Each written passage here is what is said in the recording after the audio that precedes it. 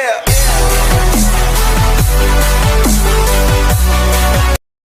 Kobe asked him for tips on his jump shot. Kobe scored 33 points that game against his boyhood idol. Michael scored 36 and won the game too. Please welcome Michael Jordan.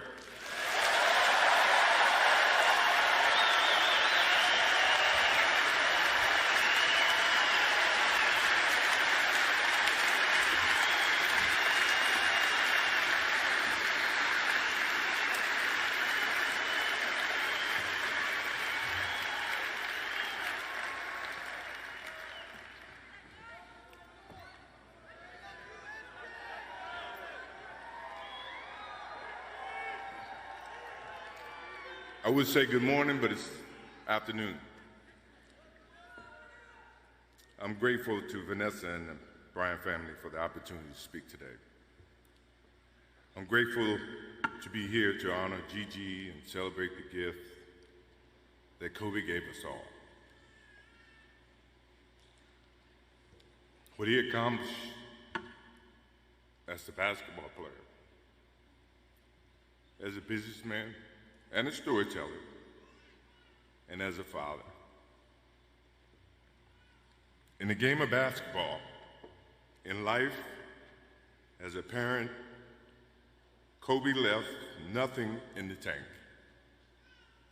He left it all on the floor.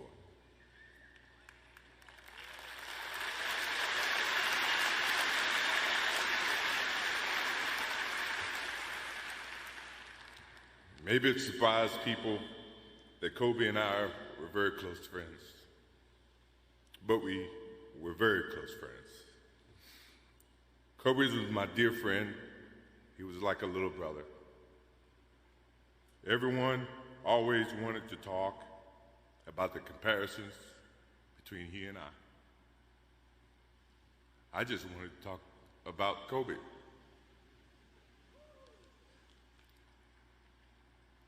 You know, all of us have brothers and sisters, little sisters who, for whatever reason, always tend to get in your stuff,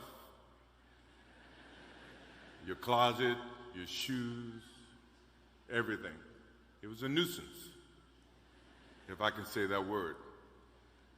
But that nuisance turned into love over a period of time, just because the admiration that they had for you as big brothers or big sisters. The questions, the wanting to know every little detail about life that they were about to embark on. He used to call me, text me, 11:30, 2:30, 3 o'clock in the morning, talking about post-up moves, footwork, and sometimes the triangle. At first, it was an aggravation.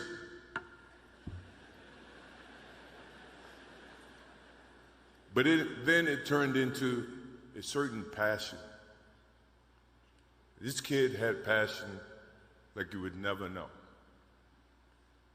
And it's an amazing thing about passion.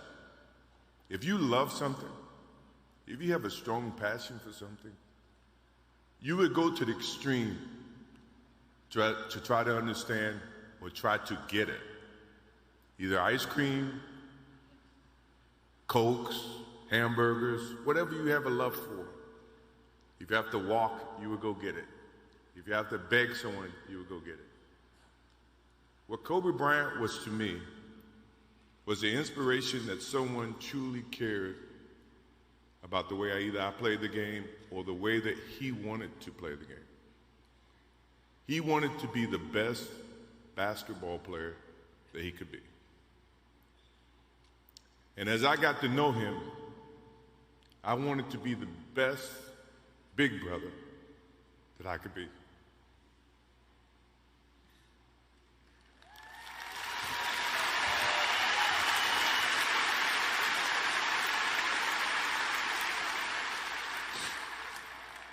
To do that,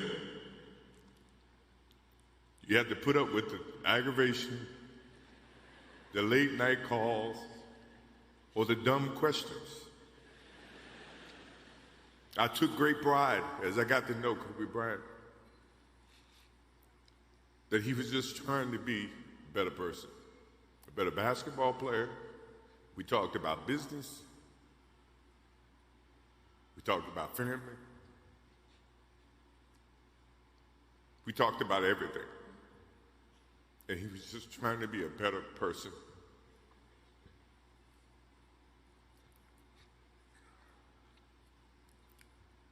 Now he's got me. I'll have to look at another crime meme for the next.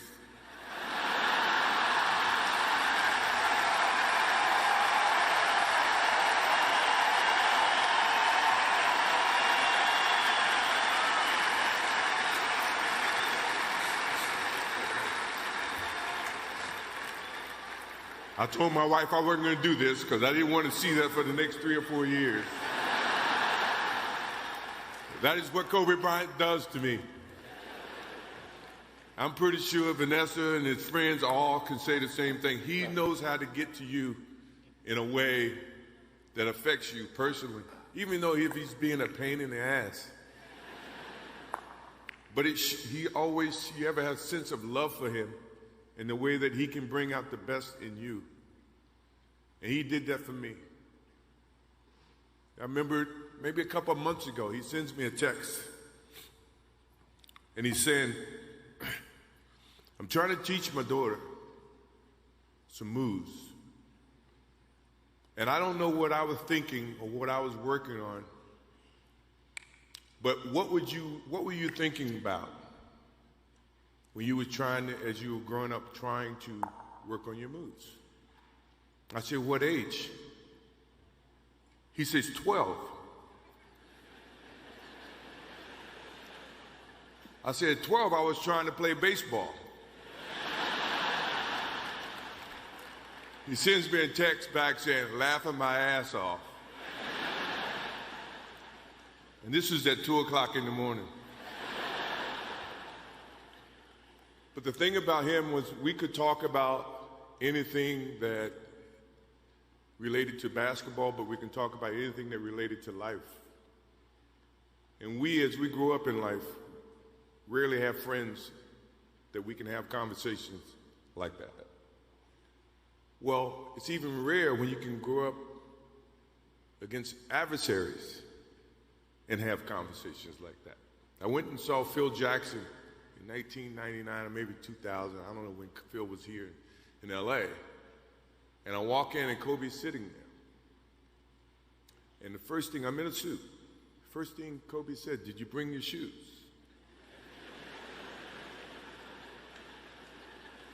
No, I wasn't thinking about playing. But his attitude to compete and play against someone he felt like he could enhance and improve his game with. To me, that's what I loved about the kid. Absolutely loved about the kid. No matter where he saw me, it was a challenge. And I admired him because his passion, you rarely see someone who's looking and trying to improve each and every day, and not just in sports, but as a parent, as a husband.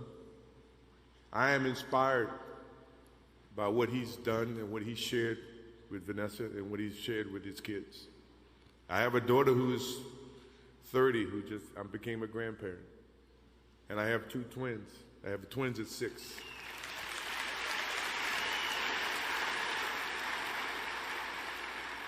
I can't wait to get home to become a girl dad and to hug them and to see the love and the smiles that they bring to us as parents. He taught me that just by looking at this tonight, looking at how he responded and reacted with the people that he actually loved. These are the things that we will continue to learn from Kobe Bryant. To Vanessa, Natalia, Bianca, Capri, my wife and I will keep you close in our hearts and our prayers.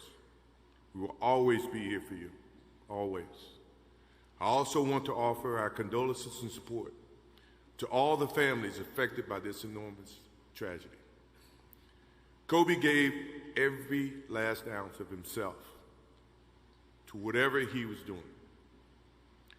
After basketball, he showed a creative side to himself that I didn't think any of us knew he had. In retirement, he seemed so happy. He found new passions, and he continued to give back as a coach in his community.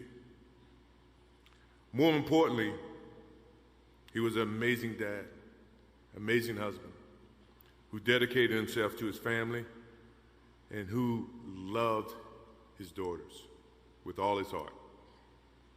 Kobe never left anything on the court. And I think that's what he would want for us to do.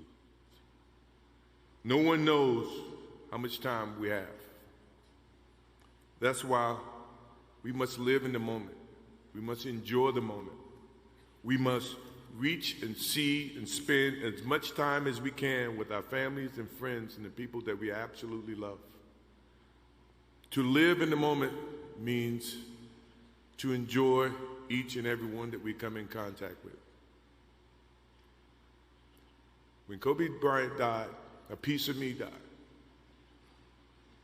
And as I look in this arena and across the globe, a piece of you died, or else you wouldn't be here. Those are the memories that we have to live with and we learn from. I promise you, from this day forward, I will live with the memories of knowing that I had a little brother that I tried to help in every way I could. Please rest in peace, little brother.